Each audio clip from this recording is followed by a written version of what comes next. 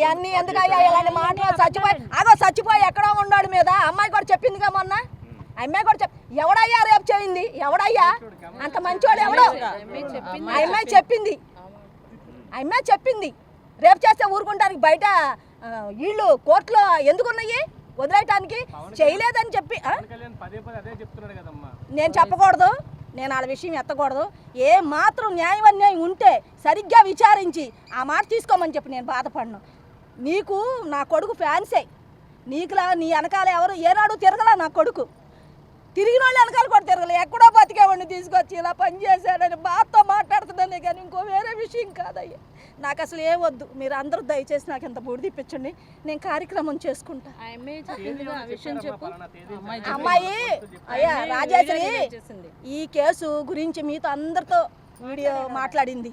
మరి మళ్ళీ మీరు అడగటం న్యాయం అయ్యా? న్యాయమేనా? చచ్చిపోయినోడు మిందలు కాదు, ఆ అమ్మాయి బతికుంది. చేస్తాడయ్యా, ఎందుకు చేయడు? వాళ్ళ గురించి మేము చేయలేదు కదా, మేము ఓట్లేసి గెలిపించుకున్నాం కదా కాపులవి, అందుకని మాకు ఇలా చేశాడు. పోనీలే, న్యాయం నిజ నిర్ధారంగా తెలుస్తుంది, నిదానంగా తెలుస్తుంది ఎవరేంటని. ఆ తర్వాత పశ్చాత్తాపడిన బాధ ఇది ఉండదు. ప్రెస్ మీట్లో ఇస్తారమ్మా, వాళ్ళకి చెల్లుతుంది, చేస్తారు. ఇంతవరకు తీసుకొచ్చి నాకు నా పిల్లోడు బూడిదేవలా, సరే అది పట్టించుకోవాలా.